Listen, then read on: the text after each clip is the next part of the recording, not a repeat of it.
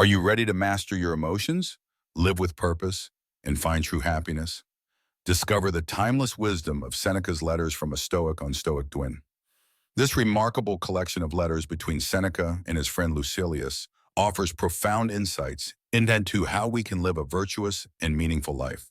Seneca's teachings on emotional control, the transient nature of life, and the pursuit of virtue are as relevant today as they were in ancient Rome.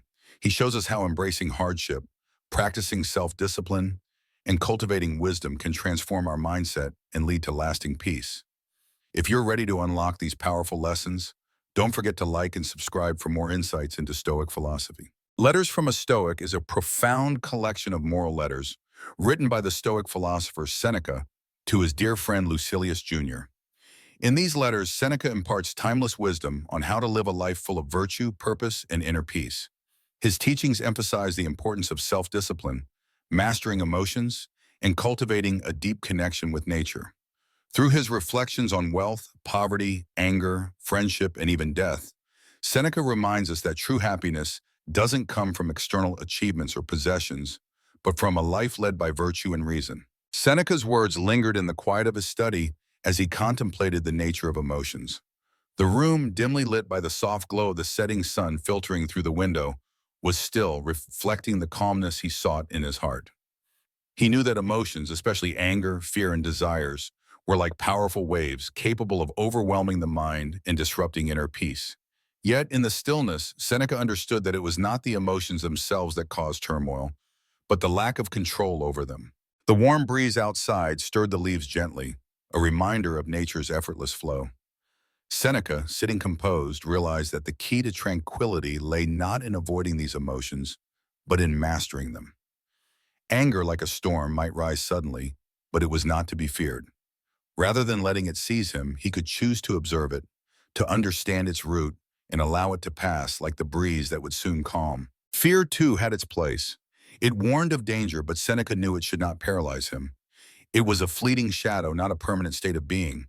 Instead of succumbing to it, he embraced it as a tool for growth, a signal that the soul could stretch beyond its current limits.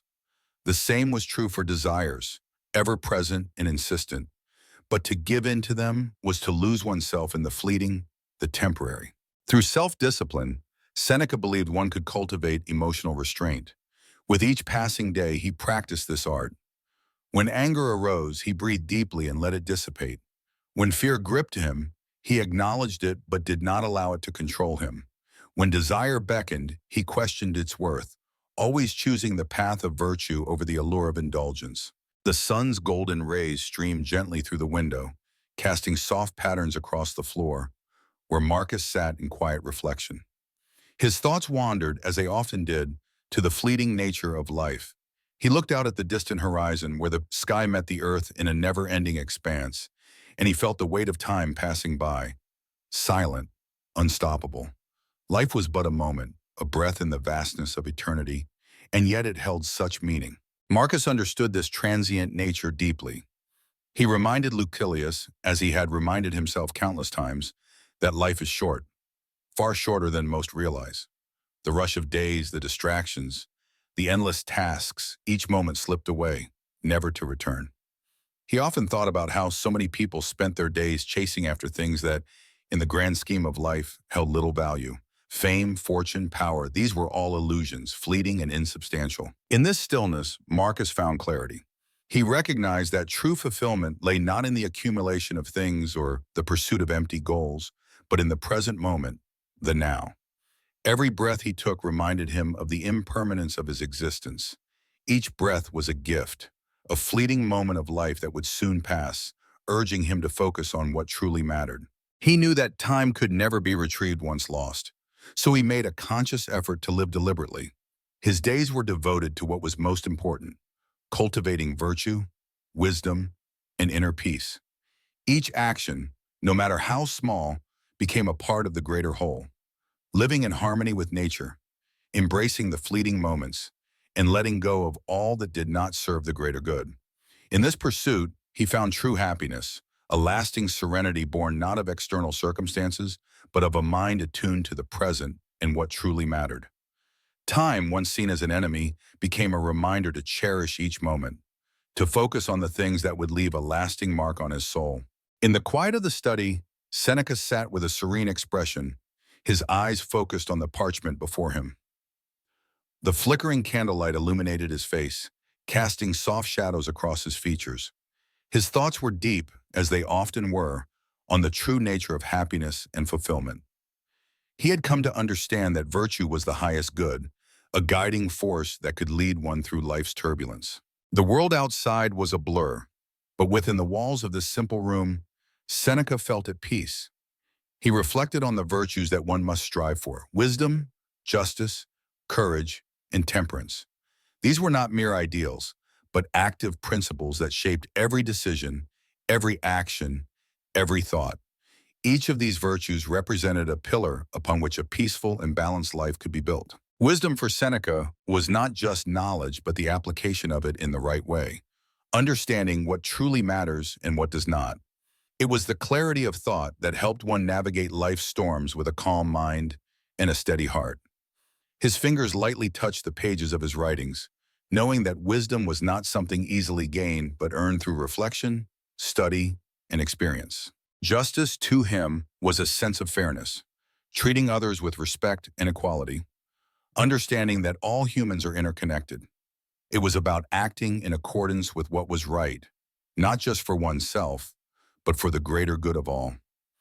His heart swelled with a quiet pride at the thought of justice, knowing that living by it brought harmony to his soul. Courage was the strength to act rightly, even in the face of fear.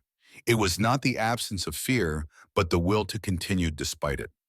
Seneca believed that true courage lay in doing what is right, not what is easy. It was the quiet strength that carried him through moments of doubt and uncertainty, the reminder that life's challenges were not obstacles, but opportunities to grow stronger. Temperance, the fourth pillar, was the art of balance. It was not about excess, nor about denial, but about finding harmony within oneself. It was the ability to enjoy life's pleasures without being consumed by them, to exercise restraint and moderation in all things. Seneca understood that true happiness came not from indulgence, but from a life lived with purpose and balance. Together, these virtues formed the foundation of a life well lived. Seneca knew that they were not easily attained, but that the pursuit of virtue was a journey, one that required constant effort, self-awareness, and reflection. But in this pursuit, he found peace, a happiness that was not dependent on external circumstances, but on the cultivation of a virtuous heart and mind. Seneca sat in the quiet of his study, the flickering candle casting soft shadows on the walls. His mind, ever contemplative, wandered to the challenges and suffering that were an inevitable part of life. He understood, as he always had, that hardship was not something to be feared or avoided. The world outside continued on, indifferent to his reflections, yet the stillness of his room offered a calm space to examine the deeper truths of existence. As he thought about the struggles that came with life, Seneca felt a deep sense of clarity. To embrace hardship was not to surrender to despair, but to recognize it as an opportunity for growth.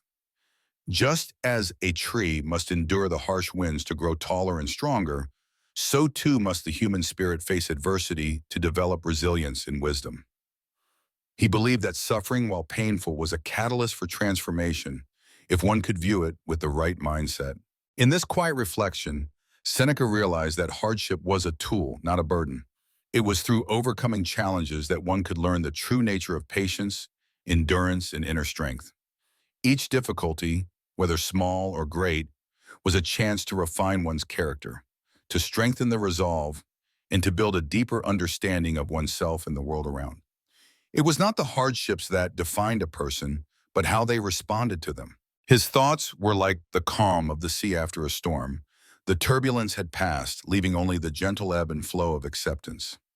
Seneca knew that true peace came not from avoiding difficulty, but from learning to face it with equanimity. When one accepted the inevitability of hardship and faced it without resistance, the soul remained undisturbed, grounded in the understanding that growth and tranquility came from embracing, rather than running from, life's trials. In the Letters from a Stoic, Seneca offers invaluable guidance on how to navigate the complexities of life with wisdom and calmness. His emphasis on mastering emotions, embracing the transient nature of life, pursuing virtue, and accepting hardship as a part of personal growth provides a roadmap to a life of tranquility and fulfillment. By aligning our actions with reason and virtue, we can achieve peace that no external circumstance can disturb. Seneca's letters continue to inspire those seeking a deeper, more meaningful existence, rooted in inner peace and resilience.